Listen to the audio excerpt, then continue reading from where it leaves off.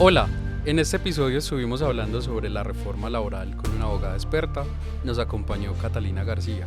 No te puedes perder este episodio porque vas a aprender sobre reforma laboral, cómo aplicarla en tu organización, pero también cómo entenderla como trabajador. La invitación es que estés conectado al podcast de Somos Bienestar Laboral disponible en Spotify. Nos vemos. Hola, soy Julián Ramírez y junto a mi amigo productor Víctor Correa les damos la bienvenida a la tercera temporada de Somos Bienestar Laboral Podcast. Un espacio para hablar de lo que realmente importa, la seguridad y el cuidado en el trabajo. Porque crear un ambiente donde todos nos sintamos bien transforma nuestras vidas. Hola a todos y bienvenidos a este nuevo episodio del podcast Somos Bienestar Laboral. El día de hoy vamos a hablar de un tema bien importante y ese tema nos compete a todos como trabajadores y también les compete a las organizaciones.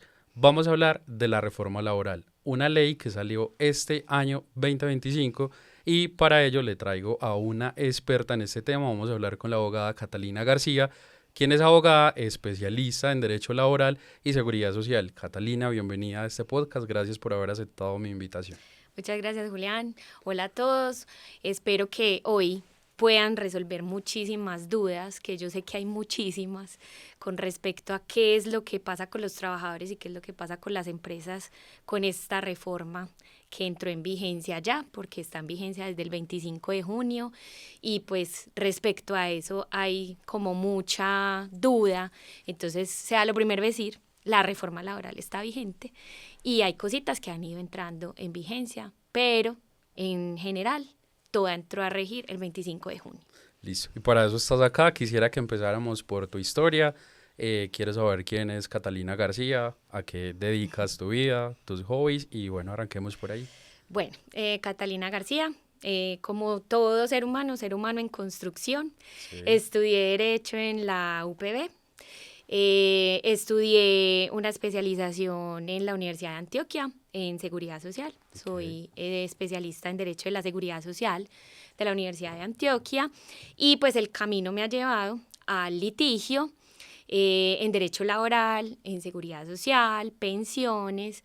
Entonces me especialicé como en todo este tema, asesorando empresas, asesorando trabajadores y pues llevando litigios. Llevando litigios es donde uno más aprende y pues ahí es donde he estado. Mis hobbies son leer otras cosas que no sea el derecho.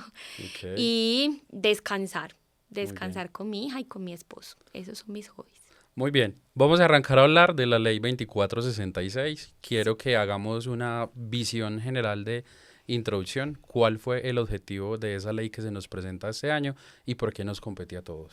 Bueno, la reforma laboral la habíamos estado esperando muchísimo porque pues el tema es que la ley se debe ir acomodando a la dinámica social, ¿cierto? Eso es lo que hace una ley, definitivamente ir reglamentando lo que va pasando. Con respecto a la ley laboral es como que el trabajo ha estado muy dinámico, ha ido cambiando muchísimo la forma de contratar, la forma de vivir el trabajo. Entonces, todos estamos esperando a ver qué va a pasar. Necesitamos que la ley se actualice, aunque en realidad el Código Laboral, siendo de 1950, pues ha tenido varias reformas y pues modificaciones, adiciones, ¿cierto? A lo largo del tiempo. Una de esas fue en el 90, la Ley 50 del 90, y luego vino la otra que fue en el 2002, que fue la 789. Hubo otra pequeñita que es la 1426 en el 2010 y pues ya esta que ha sido considerada pues una reforma muy social, ha sido considerada una reforma que es inclusiva, contra toda violencia laboral, discriminatoria y de inclusión más que todo. ¿Inclusión a quién? A esos sectores que se han visto como muy vulnerados, que son el agro, y ahora una nueva forma de trabajo que salió, que son las plataformas, ¿cierto? Okay. De las plataformas de reparto como Rappi o las plataformas de transporte como Uber y Didi, ¿cierto? Son como esas plataformas que han estado pidiendo que acá en Colombia sean reguladas, porque en el resto del mundo han ido siendo reguladas, pero acá pues es una forma de trabajo que no era tan habitual y pues por lo tanto ha sido como una de las maneras de regularla. También pues obviamente estamos en los organismos internacionales, nosotros tenemos los convenios de la OIT, compromisos con ellos, entonces nosotros trajimos a nuestra legislación un convenio que es el 189 de la OIT, que es muy importante, que es acerca del trabajo doméstico. Entonces por eso ha habido como un poquito de ruido con respecto a lo del trabajo doméstico, aunque aquí en Colombia ya estaba regulado el trabajo doméstico en una ley aparte, no tanto en el Código Sustantivo de Trabajo como tal, sino que fue como en leyesitas aparte que iban complementando el código, porque obviamente como están tan dispersas, pues no son muy conocidas. Y pues con la OCDE, nosotros tenemos ya la reducción de la jornada laboral desde el 2021, entonces vino la reforma laboral y dijo, pilas, que es que nosotros ya el año entrante tenemos que tener la reducción lista. 42, ¿cierto? A 42 horas, sí. En este momento estamos en 44, desde el 15 de julio hasta el próximo 15 de julio de 2026, cuando ya rebaja a 42 horas, ¿cierto? Entonces nos tenemos que dinamizar, nos tenemos que actualizar y pues tenemos que estar a la par de esos organismos internacionales de los que hacemos parte. Entonces pues la reforma laboral tenía que estar sí o sí. Cuando uno lee el título de esa reforma dice que es como para dignificar el trabajo, ¿cierto? Que esa palabra, y ya lo vienes mencionando en la descripción que nos diste. ¿Qué grandes cambios estructurales trae esa reforma para el trabajador y para la empresa? Yo sé que es una pregunta, digamos, muy grande, pero de fondo vos como abogada, cuando te enfrentas a ese texto y ahorita pues ya que lo estás viendo, porque una cosa es lo que hablábamos ahorita detrás, que te pongan un texto, pero la otra, cómo se interpreta, cómo se empieza a ver ya eso en el mundo laboral. ¿Qué grandes cambios estructurales traes vos para contarnos de esta reforma? Pues mira, Julián, respecto a la reforma, cuando salió y todo y la empezamos a estudiar, pues los abogados litigantes dijimos, bueno, todo esto ya estaba en la ley, todo esto ya se venía aplicando, todo esto lo hemos ido tratando por jurisprudencia, porque la Corte Suprema de Justicia había ido tratando muchos de los temas que se regularon dentro de la reforma laboral, como por ejemplo el proceso disciplinario, vía jurisprudencia, ¿cierto? Entonces, nosotros esperábamos un cambio como más de fondo, sin embargo, pues ahora por las dinámicas que tenemos sociales y culturales, somos muy dados a la información inmediata, a los titulares, a lo que diga ese título, eso es, ¿cierto? Entonces hemos visto también con un poquitico de decepción que hay mucha desinformación con esos titulares, hay ruido. Entonces, de fondo y estructural, trajo, por ejemplo, la inclusión de estas personas del campo, porque en el campo siempre ha habido demasiada discriminación, ha habido malas prácticas de contratación laboral, ha habido abusos, obviamente, no digo que en todo, pero sí en la mayoría de esa parte del campo, y sobre todo están tratando de proteger mucho esas esposas de esos mayordomos porque son como una parte invisible, claro, o sea, son detrás de ellos, pero trabajando a la par, ¿cierto? Claro. Entonces, ¿qué dijo la ley? Bueno, vamos a proteger esa trabajadora rural, una manera de incluir, ¿cierto? De no discriminar, de traer a la mujer a hacerla más visible, sobre todo con la producción agrícola, que las mujeres pues siempre hemos estado ahí como una mano de obra muy fuerte dentro del sector agrícola. La otra es que a las grandes empresas, pues aunque ya en Colombia se venía contratando a estas personas con discapacidad, pues ahora ya lo trajo muy obligatorio, o sea, ya puso una cuota, ¿cierto? Entonces ya dijo, las empresas que tienen 500 trabajadores tienen que tener determinado número de trabajadores que sean discapacitados y acomodar todo para que esas personas puedan desempeñarse en el oficio que usted le va a brindar el espacio para que se desempeñe, ¿cierto? Esa es otra manera de que esa discriminación a la que estamos como súper acostumbrados se vaya disminuyendo, otra manera de dignificar el trabajo. Claro que sí. Y una muy grande es lo de las plataformas que hablábamos ahora. Esas Importantísimo plataformas, ese porque tema. pues esas plataformas sabemos todos que tienen personas que son inmigrantes, personas que son cabezas de familia, que no solo trabajan para una sola plataforma, sino que trabajan para varias y que tienen muchas horas de trabajo, ¿cierto?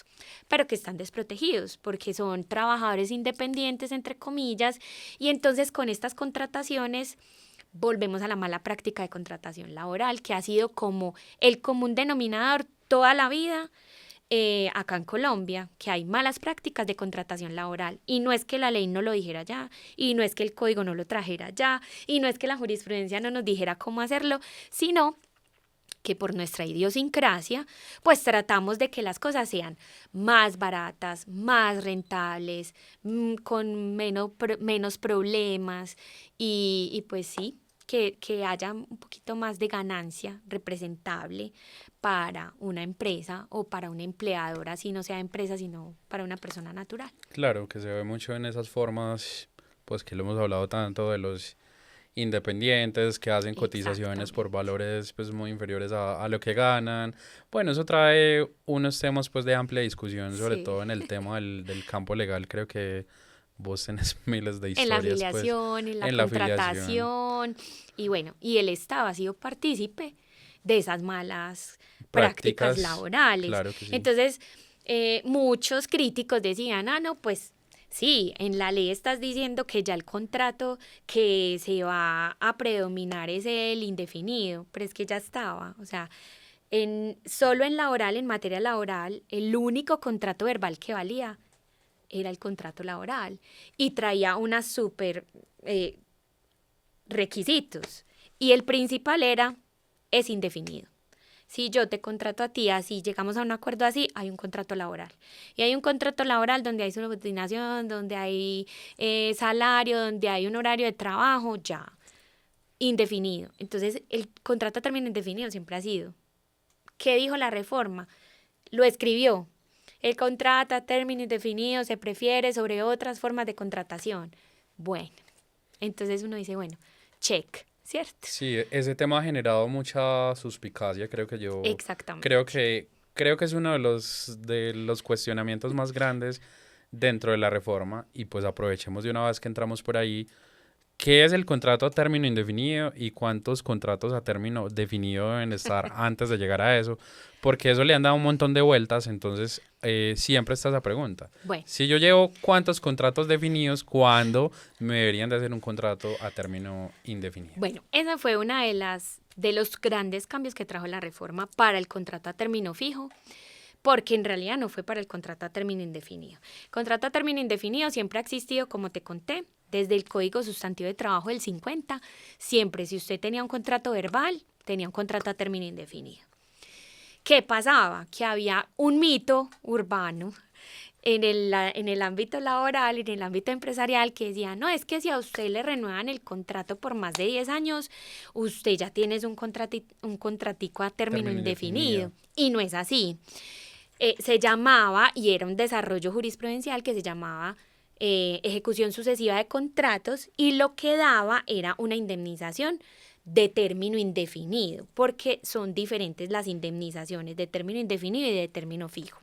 Entonces, ¿qué dijo la ley? No, como eso es un mito, como eso se ve tanto y para que no haya tanto litigio, porque por eso demandaban muchísimo, lo que vamos a hacer es que lo vamos a consagrar. Entonces, ¿qué dijo la reforma? Dijo, cuando el contrato se renueva automáticamente por 4 años, ahora sí se va a convertir en un contrato a término indefinido, Ok. ¿cierto? Pero solo si es automático. Y ya vienen otras explicaciones. ¿Cuáles?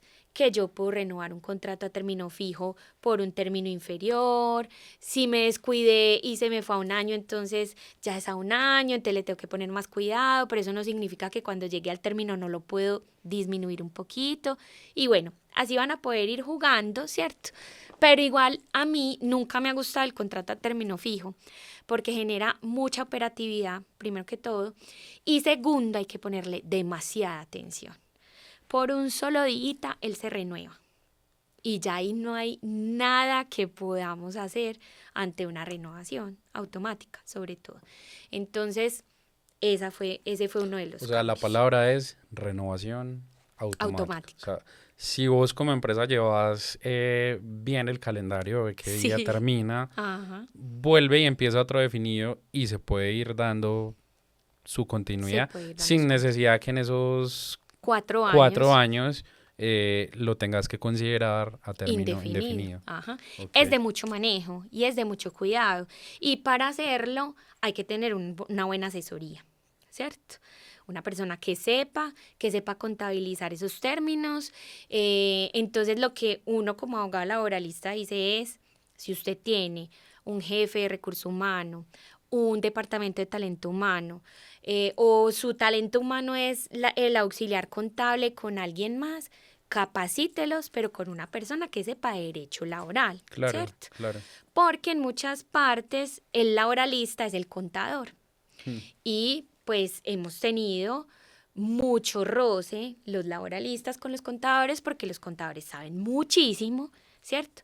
De la parte contable, de su parte laboral, Sí, claro. pero no interpretan la norma en la debida forma, ¿cierto?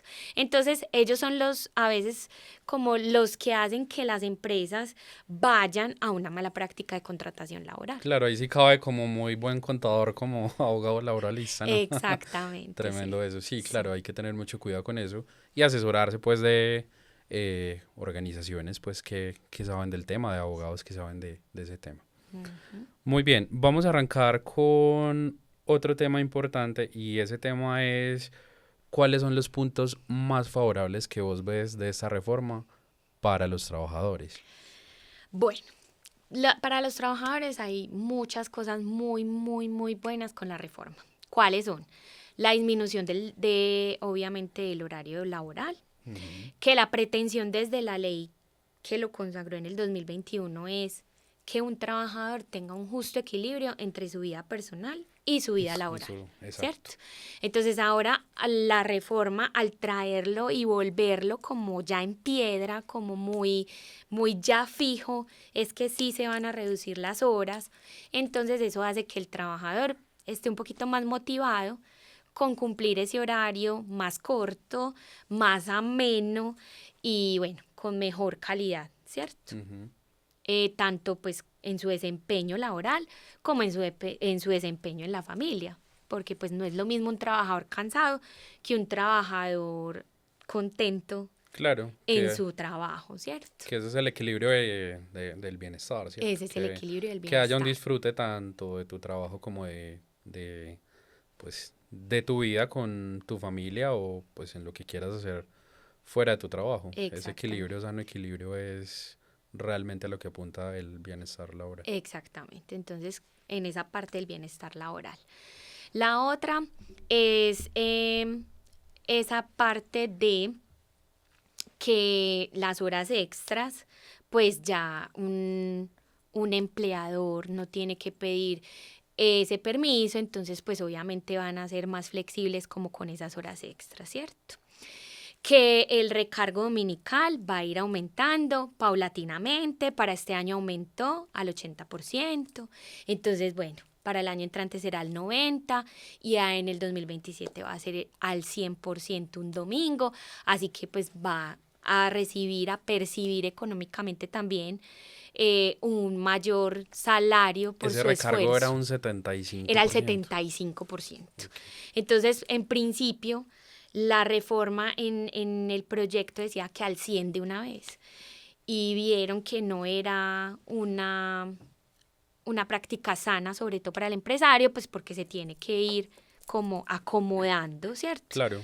Entonces, mejor al 80 este año y vemos cómo nos va hasta el año entrante, ya ahí así sube al 90 y ya ahí sí sube al 100. Listo. Hay una pregunta con eso que ha llegado bastante y es, ¿ese recargo dominical se tiene que pagar el día que tú elijas descansar o necesariamente tiene que ser un domingo? Yo sé cuál es la confusión que hay con ese domingo. Mira, desde el Código Sustantivo del Trabajo, o sea, desde la 789 de la reforma del 2002, tenemos que diferenciar cuando trabajamos un domingo habitualmente u ocasionalmente, ¿cierto? Ok. Entonces, si trabajo hasta 2 domingos en el mes, trabajo ocasionalmente un domingo, ¿cierto? Y eso incluye que es el horario de trabajo ese domingo y por lo tanto yo tengo derecho a un descanso dominical en la semana. Sí, Remunerado, obviamente, sí, porque a mí no me van a descontar ese día, a mí me pagan 30 días, ¿cierto? sí. Entonces, si tú trabajas 2 domingos al mes, 1 o 2 domingos al mes, tienes derecho a ese descanso remunerado en la semana. Cualquier día de la semana al que llegues con el empleador o desde el contrato te dicen, ve Julián, es que acá trabajamos los domingos, pero solo son 2 domingos al mes, entonces te toca trabajar el domingo tal y el domingo tal, intermedio así o el primero y el último, ¿cierto? Un Exacto. mes así, otro mes así. Y el día de descanso tuyo va a ser el miércoles porque los otros compañeros trabajan, descansan martes, descansan lunes, ¿cierto? Entonces es la empresa como la que desde el contrato nos dice cómo lo hacemos. O si la necesidad del servicio me dice, no, es que definitivamente tienen que venir el domingo. Entonces lo que hacemos es que lo cambiamos por un día de la semana. Ahora, cuando es habitual, ahí es donde es el recargo, ¿cierto?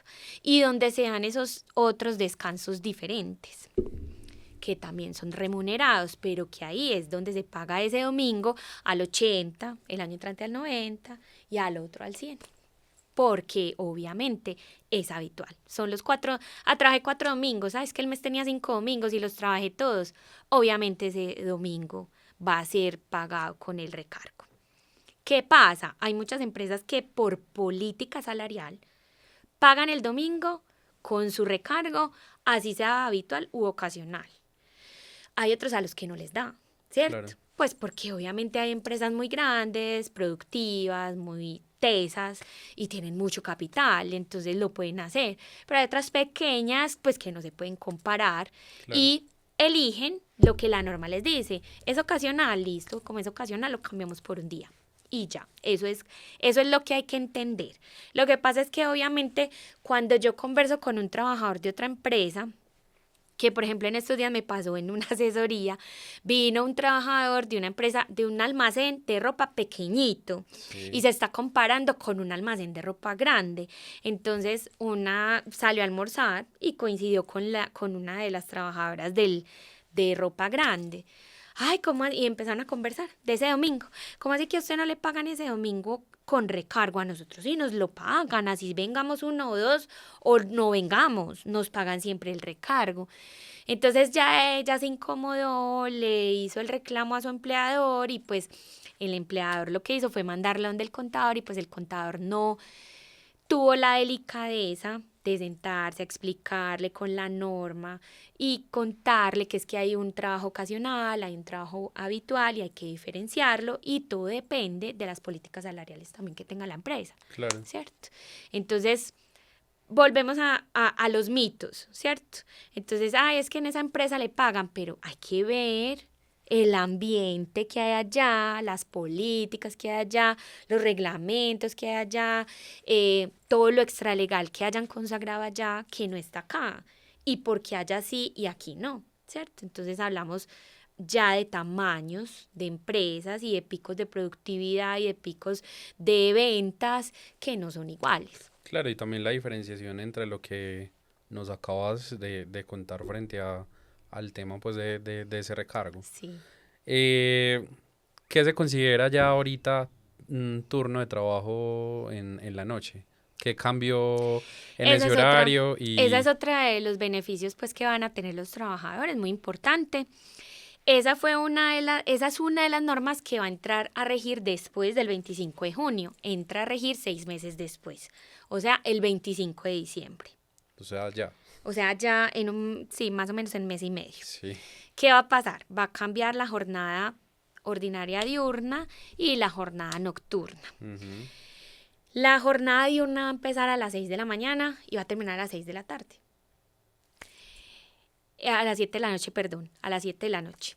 Entonces, a partir de las 7 de la noche, ya si yo trabajo de 7 a 10, ya me deben pagar el recargo nocturno. Que ¿Cierto? empezaba a las Que 10 de la empezaba noche. a las 9 de la A las noche. 9 de la noche. Empezaba a las 9 de la noche. Listo. ¿Eso qué significa para una empresa? Que tiene que producir más. en menos horas porque ya rebajó la jornada y tiene que vender más, Claro. ¿cierto? Para poder pagar ese resto de tiempo. ¿Quiénes están muy preocupados con ese tema? Los pues las empresas o los negocios de los locales comerciales, de los centros comerciales. Eso es un tema ya que combina derecho comercial con derecho laboral, ¿cierto? Porque ellos dicen, yo por este lado laboral ya estoy muy apretado, ¿qué voy a hacer con este contrato que tengo con el centro comercial que me exige que yo tenga abierto hasta las 9:30 o 10 de la noche, ¿cierto? Y bueno, y la jornada nocturna pues va a empezar a las 7 de la noche y va a terminar a las 6 de la mañana. Entonces de 7 a 6 pues hay más horas, entonces esas son más horas, más turno, más recargo nocturno, ¿cierto? Entonces hay muchas alternativas. ¿Qué han pensado? ¿Qué han pensado con eso? Han pensado tener turnos escalonados, ofrecer más comisión, que los centros comerciales quiten la cláusula de que tienen que tener abierto hasta tal, pero no han llegado como a una conclusión, ¿cierto? Pero lo laboral va sí o sí porque el 25 de diciembre entra a regir. Y pues diciembre es temporada alta, lo que significa que ahí van a tener que pagar más horas extras y más recargo nocturno, ¿cierto? Porque por sí ellos ya pagan horas extras a todas esas personas que trabajaban. Ujú. Pero ahora van a tener que hacer con el recarguito nocturno desde más temprano. Entonces, pues eso representa un reto para las empresas, para los negocios, pero también representa un bienestar para un trabajador que trabaje hasta las 9 o 10 de la noche, pues va a tener un poco más ahí de dinero en sus horas nocturnas. ¿Qué opinión te merece la estabilidad laboral que trae esta reforma hasta ahora, lo que has visto? De acuerdo a tus asesorías, ¿qué están pensando? Digamos, me contabas antes de empezar que representas trabajadores, pero también organizaciones. ¿Cómo entender eso ya yéndonos un poco hacia la empresa? ¿Qué ambiente hay frente a eso? Bueno, las empresas pues tienen mucha preocupación, muchísima preocupación. Ellos se quieren acomodar pues como con todo esto que está pasando a lo de la reforma laboral, pero también necesitan tener una estrategia de productividad, de ventas. Entonces eso ya se sale de la parte del ámbito laboral a una parte del ámbito comercial que ellos tienen que manejar para poder pues obviamente ser productivos y mantener el personal. De hecho hubo unos que me dijeron, en octubre yo voy a estar despidiendo mucha gente. ¿Y has visto recortes ya? Y ya se han visto muchos recortes de personal y el regreso a la informalidad, según las estadísticas que estuve leyendo este fin de semana, de muchas personas, ¿cierto? Pues porque obviamente, mira, disminuye la jornada laboral, pero no le puedes disminuir el salario a tus trabajadores. Claro. O sea, ellos siguen ganando lo mismo, es decir, cuando haces la cuenta, la hora cuesta más, ¿cierto? Eso ya significa que tú tenías que tener una manera de producir más en menos tiempo y de vender más, ¿cierto? Como la presión pues de vender más para poder mantener como esos costos. Luego ya viene la reducción de la jornada ordinaria, de la diurna y la nocturna. Eso significa recargos. También que viene el aumento del recargo dominical y festivo, entonces eso es otro incremento. Entonces, ellos decían, se nos está aumentando la nómina casi en un 40% por cada trabajador del mínimo. Y todos los trabajadores no ganan el mínimo. Entonces, ellos sí estaban viendo que el reto era superior a nivel comercial para ellos.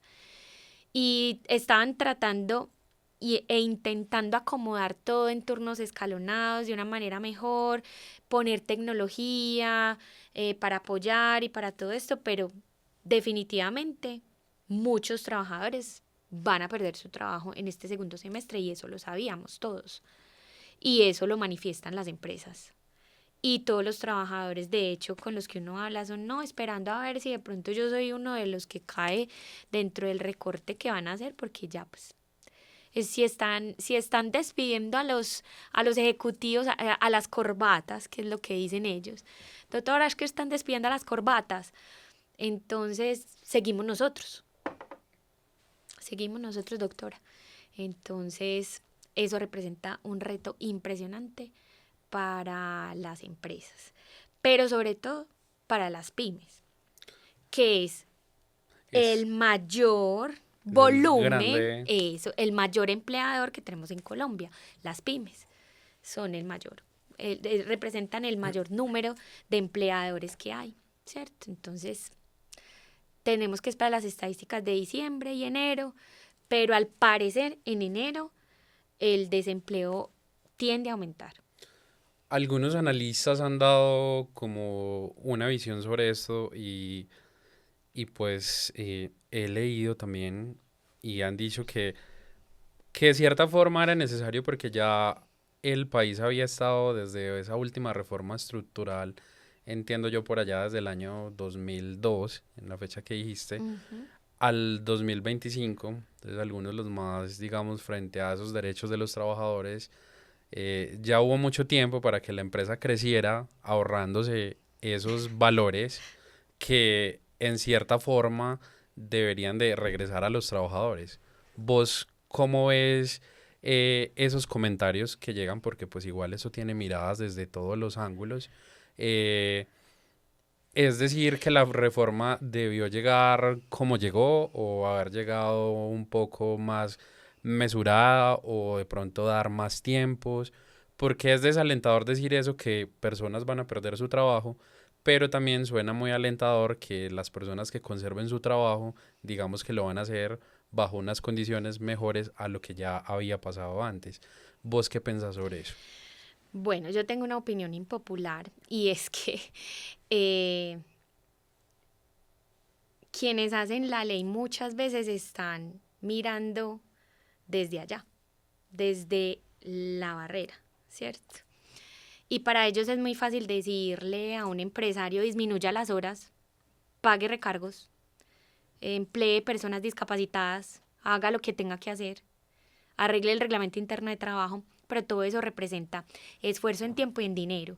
Es mucho el capital que tiene que invertir una empresa para tener un asesor, por ejemplo, como yo, que le organice y capacite a su equipo, y luego tener un asesor que sea un abogado experto en derecho empresarial y comercial que le ayude a hacer la estrategia de ventas, ¿cierto?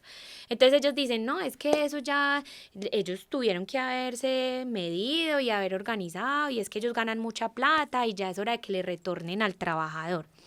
Estamos totalmente de acuerdo en que sin trabajadores no hay empresa. El alma de una empresa son los trabajadores.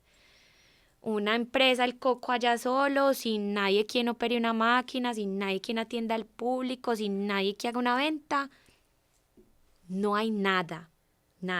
Capital humano se llama, ¿cierto? Así es. Ese capital humano lo tenemos que mantener, pero este gobierno y los anteriores, de hecho el gobierno y las personas que hacen la ley no están acá en una empresa, viendo cómo se mueve una empresa, viendo los indicadores económicos, porque esa es otra cosa. El derecho laboral debería conversar con esos indicadores económicos. Este año subió mucho el salario mínimo y todo subió. Entonces, eso significa que para hacer un producto o prestar un servicio tienes que invertir mucho más y lo tienes que cobrar más alto. Y hay gente que dice, no, ya no me puedo dar el lujo de ese servicio, ya no me puedo dar el lujo de ese producto. Entonces, obviamente, las ventas no son tan alentadoras. Seguramente no pasará en todas, pero estamos hablando de pequeñas y medianas empresas, que son los mayores empleadores en Colombia. Entonces, esa reforma no conversó con la economía de este país. Y llegó en un momento muy desafortunado también, pues porque fue como de afán. haga esto, haga esto, haga esto, haga esto, y luego empezaron a salir resoluciones circulares, conceptos, el ministerio dijo, el ministerio ya dijo, no es que tiene que decir es la superintendencia, es que tiene que decir es el ministerio de trabajo, es que tiene que decir es el ministerio de salud, es que tiene que decir es el ministerio de... Juntes el ministerio de las TIC con tal. ¿Cuándo se van a juntar dos ministerios para hacer, por ejemplo, la plataforma de estas plataformas, valga la redundancia? Hay que hacer una plataforma para que las plataformas de reparto monten ahí un montón de datos que están ellos en su imaginario y en la ley diciendo que deben cumplir para poderlos clasificar y que ellos estén ya así formalizados y que tengan todo lo que se supone que tienen que tener legalmente, ¿cierto? ¿Cuándo se van a juntar? Que eso tiene que ser en un año. Pues ya llevamos 6 meses y no hemos escuchado nada de la mesa de trabajo de esos dos ministerios. Y que probablemente ya sea materia pues para un, un nuevo gobierno que quién sabe si va pues como en esa voluntad Exactamente, de entonces, querer hacerlo, ¿cierto? Entonces el tiempo corre muy rápido, estamos siempre contrarreloj, siempre estamos afanados, ya vamos casi para 6 meses de la reforma y han pasado un montón de cosas. ¿Eso cómo se va a hacer? Es que no sabemos, hay que esperar que el ministerio diga. Bueno, ya el ministerio dijo, pero también uno mira esas resoluciones y esas circulares y son de afán por cumplir, ¿cierto? Entonces, para mí, la reforma era muy necesaria, pero la hicieron para cumplir con la agenda legislativa y decir que el gobierno hizo la reforma laboral. Pues sí, porque se queda también pues el texto es una cosa, pues lo entendí de ti hablando ahorita antes de empezar. El texto es una cosa, pero pues ya viene es La aplicación. la aplicación y el dolor de cabeza, ¿cierto? Exactamente. Vamos a hablar un poquito de pymes y eso lo vamos a hacer después de una breve pausa que vamos a hacer para el anunciante de este capítulo y hablaremos de todo lo que tiene que ver con pymes, teniendo en cuenta pues ese gran número de las empresas que representan para el país, ¿vale? Listo. Este episodio llega a ustedes gracias al grupo Digore Abogados Asesores. Gracias por confiar en el talento del podcast Somos Bienestar Laboral. Hola, ¿necesita asesoramiento legal personalizado? Estamos para ayudarle. Visítenos hoy mismo. En Grupo Digore somos expertos en reliquidaciones, trámites de pensión y defensa de sus derechos. Asesoría jurídica personalizada. Vamos a hablar sobre las pymes. Hablábamos que las pymes son el gran número de empresas en el país. Desde su constitución hay muchas preguntas sobre cómo llega la reforma laboral a las pymes. Y bueno, Cata, vamos a arrancar por ahí. ¿Cuál es el costo de esta reforma laboral para las pymes desde su funcionamiento, desde su estructura y también para los trabajadores que están en estas, que son el gran número de la fuerza laboral en Colombia, y también entiendo yo de los independientes, que es un gran número que no tiene pues ni idea de lo que esto representa? Entonces, Sí. empecemos a hablar por pymes y luego nos vamos a hablar de los independientes. Listo, pues dicen los que saben y las estadísticas dicen que entre el 75 y el 80% de las empresas son pymes, ¿cierto? Y en más o menos el costo operativo que tienen en este momento las pymes por empleado les sube con esta reforma laboral un 40% en todo, en salarios, en prestaciones sociales y en seguridad social, ¿cierto? Para acomodarse, obviamente, también van a tener que pagar unos honorarios, que son aparte de ese 40% de ese incremento, ¿cierto? Porque se tienen que asesorar de expertos que los ayuden tanto con la reforma como con la estrategia para poder surgir, ¿cierto? Claro. Porque pues si yo tengo unos costos fijos y de un momento a otro en junio me aumentaron al 40%, pues yo lo podré sostener unos 2 o 3 meses, que era lo que hablábamos ahora, ¿cierto? Más o menos se calculaba que para septiembre, octubre empezaran a haber varios recortes en ese personal que tienen las pymes, sobre todo las medianas, son las que se empiezan a ver como más afectadas, porque son pues como empresas que tienen más empleados, ¿cierto? Como que tienen más personal. Las pequeñas son más pequeñitas, como su nombre lo indica, sin embargo ocupan entre 5 y 7 personas. Habrá que ver cómo van a sostener esa nómina que les aumentan un 40% por persona. Entonces, volvemos a lo mismo. Hay que pagar honorarios para acomodarse tanto a una cosa como a la otra. No sé hasta qué punto haya como un colchoncito de esos que dicen o por ahí, que tienen las empresas como su respaldo por si las moscas, ¿cierto? Que todos debemos tener. No sé hasta cuándo les aguantara. Hay unas que viven muy al día, hay otras que son muy juiciosas y tienen pues como sus utilidades y sus reinversiones y sus cosas. Entonces lo que dicen es no reinvirtamos en esto, sino que mantengamos, pues porque también la apuesta social que tienen las empresas es superior como también a ese afán de ganar y de mantener pues como la riqueza, ¿cierto? Obviamente tenemos que tener la riqueza, pero también parte de la riqueza es mantener puestos de trabajo activos para mover la economía. Claro, claro. ¿Qué viene para las pymes frente a esta reforma laboral, frente a compararse con un grupo empresarial grande que tiene grandes utilidades?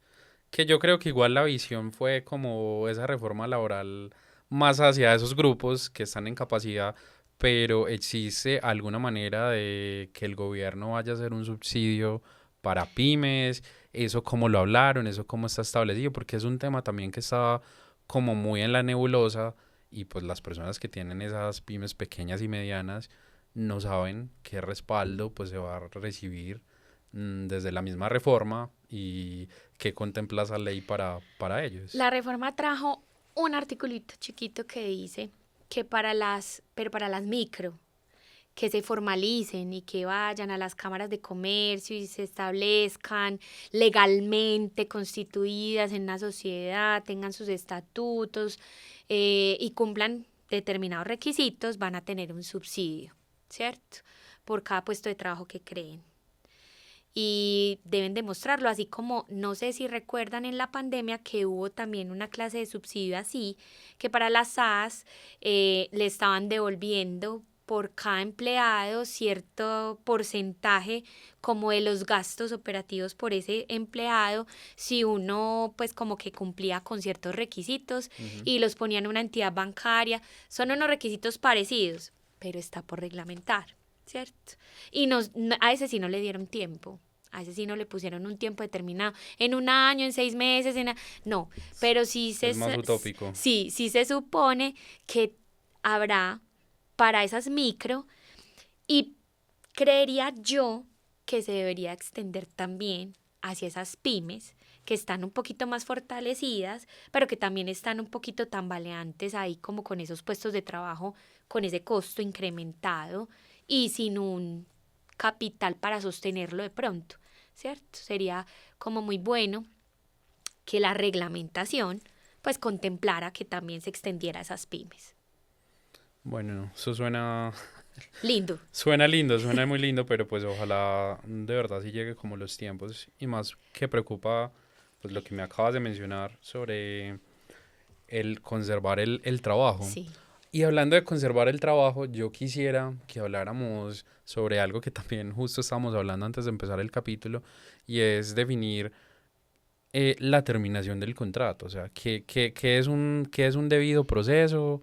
¿Qué nos está diciendo ahorita ya en ley que se debe cumplir para que sea un debido proceso frente a un despido, ¿cierto? O sea, porque pues puede ser la posible, se quebró la empresa, ¿cierto? Sí. Pero digamos, frente a eso y frente a otros procesos, definir qué es ese debido proceso, cuáles son los pasos, cómo acudir a la asesoría de un abogado, entiendo yo que también defiendes trabajadores frente a algunos procesos irregulares.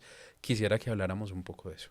Bueno, la terminación del contrato puede ser por una justa causa, ¿cierto?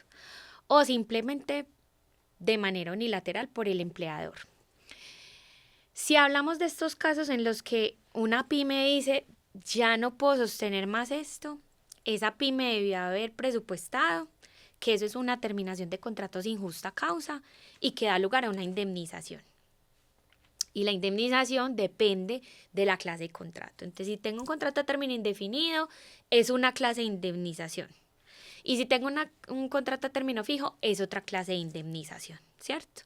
Entonces, habrá que mirar en ambos casos qué trabajador es, cuánto tiempo lleva, independientemente a veces de la clase de contrato que sea, depende mucho de esa clase de trabajador que sea, ¿cierto? Si es un trabajador de hace muchos años, si es un trabajador antiguo, si es un trabajador nuevo, ya habrán concesiones que se hacen y eso se puede entrar a negociar, pero ya desde un ámbito legal y conciliatorio, ¿cierto? Pero por ahora es mirar la clase de contrato, mirar si hay una causal o mirar si no hay una causal. Y pues en el caso de cerrar, eso no es una causal, no es imputable a mí como trabajador. Por lo tanto, la empresa debió haber previsto cuánto me podía tener y yo cuánto le valía en el despido para escoger el momento preciso, oportuno y menos agobiante para ambos de hacer ese despido y poder pagar, ¿cierto? Porque esa es otra cosa. Yo puedo también despedir a alguien y decirle, mira, tú tienes derecho a esta indemnización de 30 millones de pesos porque eres un trabajador de 20 años aquí en esta empresa, de 25, de 30 años, puede ser, no sabe uno, y yo estos te los puedo ir pagando de a tanto, y bueno, se puede firmar algo. También hay trabajadores que dicen, no, a mí me da mi plata toda, porque se resienten, ¿cierto? Entonces, ahí es donde uno tiene que ser muy conciliador y también muy auténtico y también, pues, muy sincero en qué hay y qué no hay.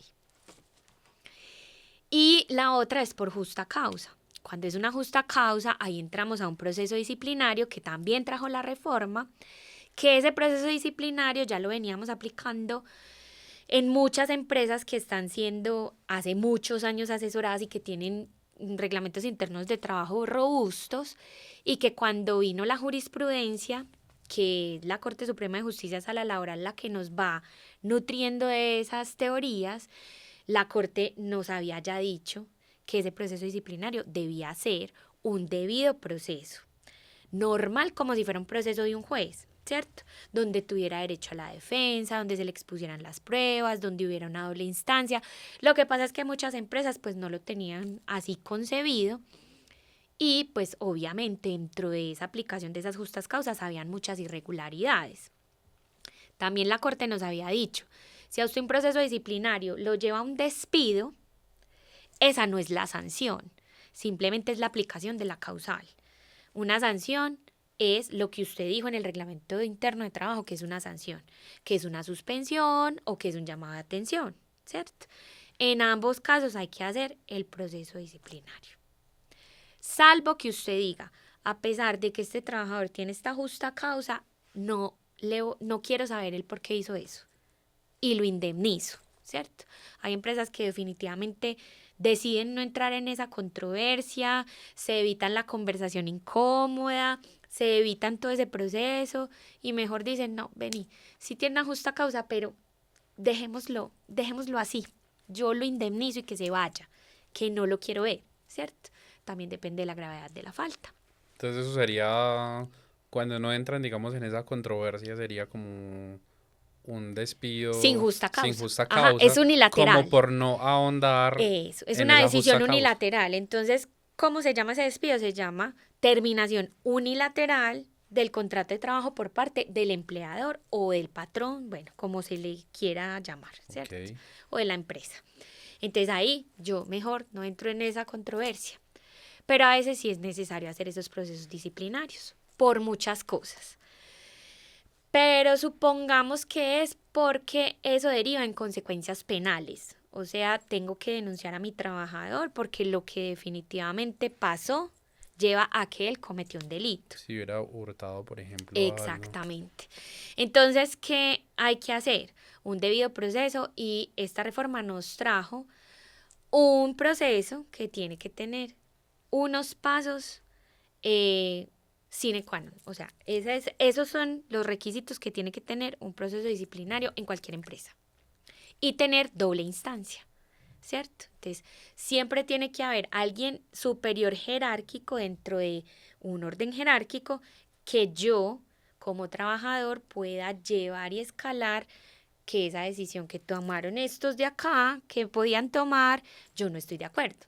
Entonces, que lo pueda estudiar sin que se contamine la prueba, sin que se contamine nada. Entonces, es un proceso con pasos. Entonces, usted primero tiene que identificar esa causal, luego mandarle una carta al trabajador donde le diga qué causal tiene, por qué, cuáles son los hechos, qué pruebas tiene, mostrarle las pruebas y decirle, tiene 5 días hábiles para que mire estas pruebas, recaude las suyas, se defienda si quiere y tal día es la audiencia de descargos. Okay.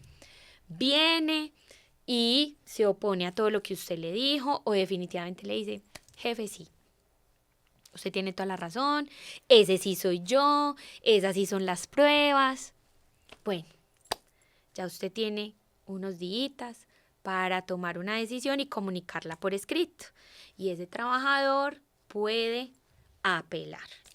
Entonces, todos esos pasos tienen que estar consagrados en el reglamento interno de trabajo. Y dentro del orden jerárquico, usted tiene ya que haber escogido quiénes son esa primera instancia ¿Quién es el otro nivel quién superior? es el nivel superior para que conozca la segunda instancia. ¿Qué supone eso? Capital humano, capital operativo, Recursos. recurso de tiempo y capacitación. Porque definitivamente usted tiene que capacitar a los jefes. Porque casi siempre la primera instancia es el jefe inmediato. Entonces, hay que capacitar gente. Hay que capacitar el jefe de recursos humanos, el departamento de recursos humanos, el departamento de contabilidad, si es que es el mismo recurso humano, o sea, el que maneje el personal, como usted lo quiera llamar, hay que capacitarlo en esta reforma. Entonces, los honorarios de los que hablábamos ahorita Van ahí también van ahí sumando. también en el costo que deben tener contemplados los empresarios para poder hacer esas adecuaciones. Es el aumento del costo operativo. Exactamente. Cata, hablemos de las plataformas digitales. ¿Qué trajo la reforma frente a ellos? ¿Qué deben de cumplir? Bueno, los diferenció. Entonces dijo, van a ser dependientes o independientes. Son dependientes si la plataforma los trae y los asocia aquí. O son independientes autónomos si definitivamente quieren trabajar en varias plataformas. Y aunque sean dependientes, pueden trabajar en varias plataformas. Pero ¿qué debe pasar? Que deben estar contratados debidamente. Entonces, si son dependientes, tienen que contar con un contrato de trabajo. Fijo, indefinido, como usted quiera, pero contrato de trabajo. Okay. Con afiliación completa a la seguridad social por parte de la plataforma. Listo. Si son autónomos o independientes, la plataforma les debe dar el 60% de la seguridad social y también los tiene que contratar como independientes. ¿Eso qué supone? Un contrato de prestación de servicios, que es la única manera que yo puedo contratar a un independiente. Contrato de prestación de servicios de cualquier categoría, comercial, civil, administrativo, como sea, pero contrato de prestación de servicios. ¿Sí? Okay. Y tiene que estar vigilante que sí esté afiliado a la seguridad social. ¿Sí? Como independiente. Como independiente. ¿Y ese 60% se lo pasan a él? ¿Lo pagan y él paga el 40%? No sabemos. No está regulado. Okay. No sabemos, no está regulado, pero se supone que la plataforma tiene que darte el 60% y pagarte toda la ARL. Okay. O sea que eso supone que yo como domiciliario o como usuario de la plataforma, como trabajador de la plataforma, debo tener ese 40 aquí. Si es que trabajo en varias plataformas, tengo que estar afiliado por todas las plataformas. Puede trabajar a varias. Sí. Pero adicional a eso, el ministerio debe desarrollar la plataforma donde esas plataformas de reparto o plataformas de transporte van a poner ahí todos los contratos de trabajo y todos los contratos de prestación de servicio de todos sus trabajadores, sean autónomos o sean dependientes. Eso fue lo que trajo, básicamente. Bueno, frente a lo que hemos hablado ya y vamos entrando ya en nuestra parte final, ¿qué ¿Qué oportunidad se le ve a esta reforma? Como principio a la cultura organizacional, ya lo hablamos desde la parte de fortalecer el bienestar del talento humano. ¿Qué ves vos más ahí frente a esto? Ve todas las oportunidades de mejora, Julián. Definitivamente, una empresa debe dentro de su cultura también tener esa cultura de contratar bien. Yo siempre he sido súper defensora de una buena contratación laboral. Contrátelo bien, hágale un buen contrato, hágaselo a término fijo, no importa, pero esté pendiente, afílielo a la seguridad social, haga todo bien, tenga todo bien estructurado, con un checklist en mano, qué me falta, qué no me falta. Asegurarse de tener un buen sistema de gestión de seguridad y salud en el trabajo, que en este momento los inspectores están siendo súper incisivos con eso, porque pues la accidentalidad, la enfermedad laboral está pues como disparada, entonces obviamente hay que prevenir. ¿Y cómo se previene? Con un buen sistema de gestión. Así usted no tenga lo otro, si usted tiene un buen sistema de gestión y tiene un buen asesor de sistema de gestión, que ese es otro costo adicional. Total. Porque además han salido ya las resoluciones de los exámenes médicos, de que las personas que tengan adicciones a las drogas, las personas con el alcoholismo, las personas del tabaco, tenés que tener una política, tenés que tener una política de desconexión laboral, tenés que tener una política de acoso laboral, tenés que tener una política de prevención de acoso sexual. Todas esas políticas, los comités de convivencia. Todas esas políticas y los comités de convivencia hacen parte del sistema de gestión de seguridad y salud en el trabajo. Es súper importante tener un asesor, un buen asesor de sistema de gestión de seguridad y salud en el trabajo. Eso no lo hace un abogado laboralista, pero siempre un abogado laboralista va a saber si ese sistema está bien o no. Si está cumpliendo. Porque es que hay unos estándares que cumplir, hay unos informes que hacer, hay una accidentalidad que hay que prevenir. O sea, tenés que tener todas esas cosas muy en regla para que no se sume eso a un costo adicional de un accidente, de una culpa patronal que entonces va a generar más trabajo, más dinero porque te vas a tener que defender. Entonces, tener como todas esas cositas al día. Y aparte de eso te van a multar si no cumples con eso. Exactamente, es una gran oportunidad como de yo organizar mi casa si de verdad sí la quiero sostener. Y pues una empresa es una casa. Claro. Es un hijo para ese fundador. Entonces uno cómo no va a querer tener sus hijos bien, ¿cierto? Claro, y si no conoce sus riesgos y aparte de eso no tiene asegurados sus riesgos, finalmente va a pagar con su patrimonio. ¿Cierto? Ajá. Que es lo que hay que tener en cuenta.